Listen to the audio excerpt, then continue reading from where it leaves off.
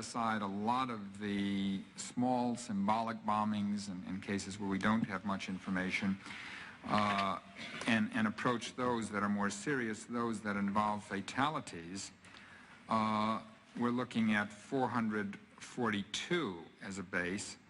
Of those that were unclaimed, we have only 61. Now, when is a bombing claimed and when is it unclaimed? It is often unclaimed when the choice of target makes the message obvious.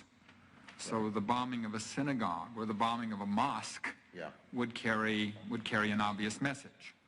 Or it is unclaimed when the circumstances make it obvious. For example, if a drug trafficker in Colombia says that he is declaring war on the government of Colombia until they get off his back, and a series of car bombs go off in Bogota and Medellin, they don't have to call each time to tell you who's doing it. But of that remainder, the circumstances really don't lead to any pattern. In this particular case, it is not necessarily obvious in the choice of the target. To be sure, the World Trade Center is virtually a monument. It would be, in the eyes of some, a prestige target, like the Statue of Liberty, like the Stock Exchange, like the Empire State Building, all of which, in fact, have, at one time or another, been targets of terrorist bombings or terrorist threats. But beyond that, it is not obvious in the choice of target, nor have the perpetrators of this bombing explained their message, leading one to the conclusion that either there was something else, that this event was part of an unfolding drama, the end of which could not be seen from the beginning, that at some point in further incidents or in some type of a message, we would be informed as to the meaning of this. It would become clear to us with the passage of time. But we still do not know what that motive was, and the arrest of the individuals who are at least suspected of involvement may have disrupted. Let me ask you, all three of you, or whoever wants to answer, one other question. Director Fox seemed to indicate that his hunch was that this was a group, a sophisticated professional group, known to him and others previously. How many such groups are there that would fit that type of category, that would be able to do this, that would be known, that would be professional? Is it 100? Is it 5? Is it something in between there? Small number that operate here. Small number. Yeah. Well, if the question is if you put the requirement that they operate here or that they have operated here. Yes. If you say that the possibility that there is somebody that has operated elsewhere but hitherto has not operated on U.S. soil, then you expand your universe of candidates out to the dozen. Well, let's start with the smaller universe. How many would that be? I'm not asking for an exact number. We're just trying to... Well, I think there's no group in the United States that has in the past shown the capability to do this attack. There are a couple of groups that are not as active as they were, Puerto Rican separatists and so on, who have a long history of hitting targets in New York, but they've never done anything of this magnitude, nor are they very active today. Similarly, the narcotraficantes certainly have the capability. They have some network here in the United States, but they've shown no inclination to carry the war directly to us. So I'm one of those who think you have to look in other directions of the world. Right. Do all of you, what is your view? I mean, we saw the charts that said, and both Commissioner Kelly and Director Sessions seemed to indicate that they did not foresee an increase in this type of activity. Thankfully, they didn't, well, hopefully they're right. Do you agree? Do the three of you agree with that? No, I don't agree. You do not. Go ahead. No, my feeling is that the statistics upon which the charts were based really relate to known terrorist organizations that are and their behavior.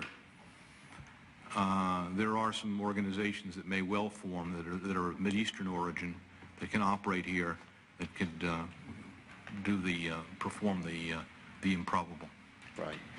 The honest answer is whether terrorism will increase here or not calls for prophecy, and I'm not Right. recognizing the skills of prophecy.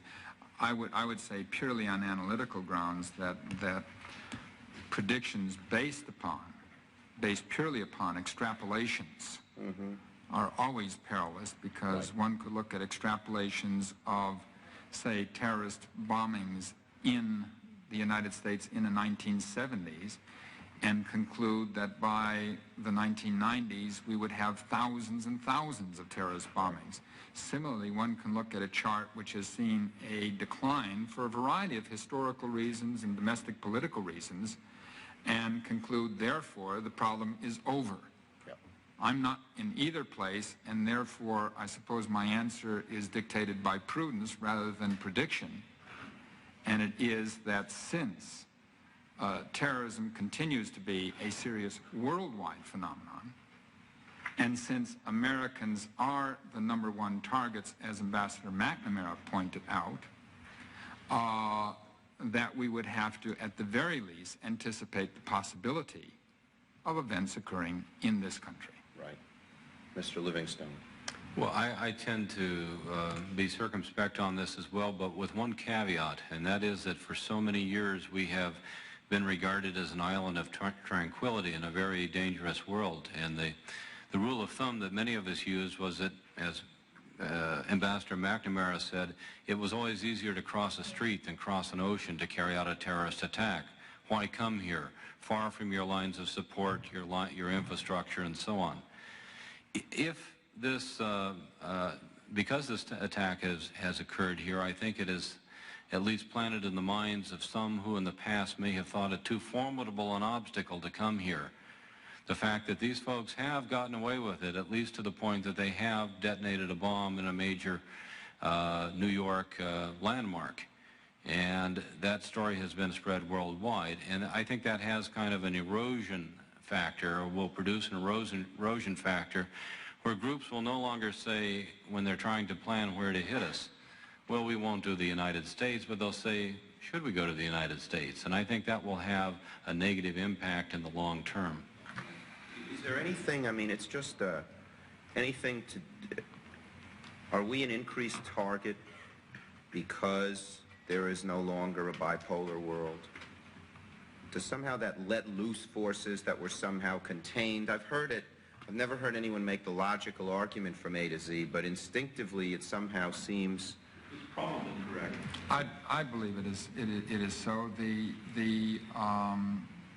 The years of the Cold War competition both submerged and, to a degree, controlled a lot of conflicts in the world.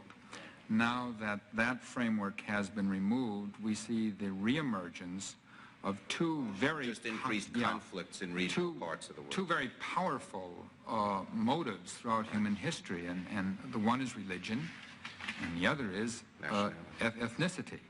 And if we look right across the globe now, whether it is the former Soviet Union, the Middle East, South Asia, Africa, we see a lot of these conflicts that have escalated, and these are not easily controlled or easily resolved, because we are now talking not simply about ideological competition, but real fundamental hatred. Let me ask you one final question. I wish all three gentlemen would answer this. What differently would you do, given, if anything, given the changes that have been outlined today, given what has happened at the World Trade Center, on a policy basis? Here we have a subcommittee that has some jurisdiction over this. You have American people out there very concerned. Obviously, we don't want any overreaction. But there's also a danger of no reaction or underreaction. What specifically would you do, commenting either on some of the solutions that Jim Sensenbrenner and I proposed this morning, or others? I think I would simply underline the two that I indicated at the outset. I think this is an opportunity to perhaps exert some greater control and security over explosives in this country. That's probably not a bad idea anyway. To be sure, those restrictions can be evaded to a certain extent with the use of homemade concoctions, but why make it easy for the perpetrators? Second, in my view, at least without touching immigration at all, I happen to be the grandson of immigrants on both sides. I'm married to an immigrant, and therefore would not like to see this become grounds for prejudice or limiting immigration. But this country has had for years... I've been for opening up the borders and having more immigration.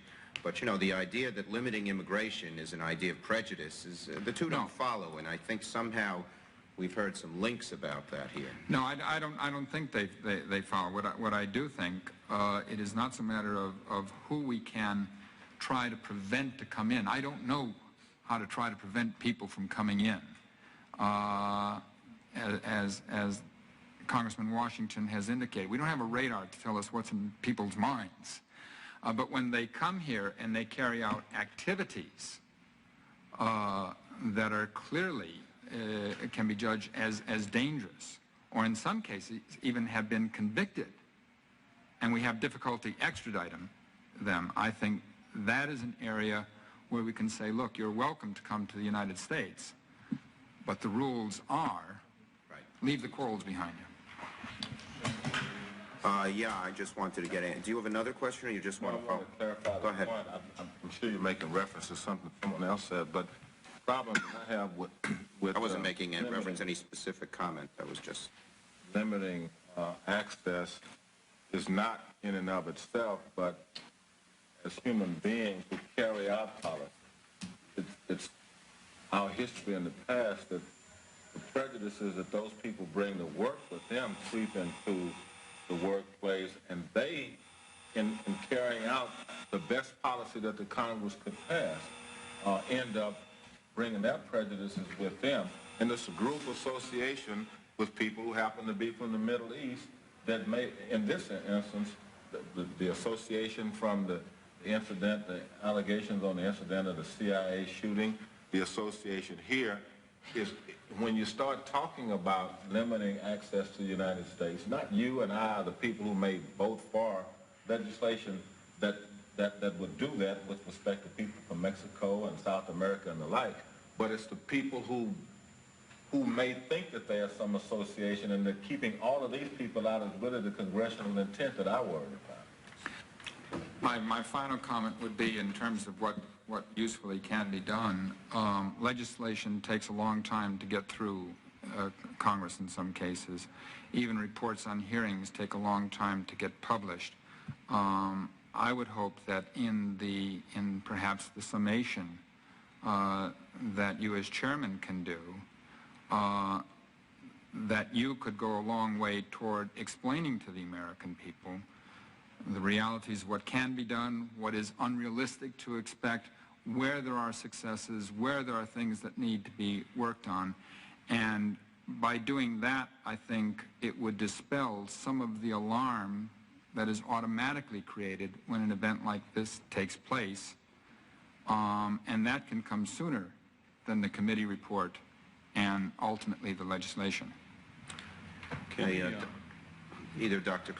Kupperman or Mr. Livingstone, just If I could, I've given you some specific suggestions in my prepared statement today and in my summary, but I sit before you as a very frustrated man.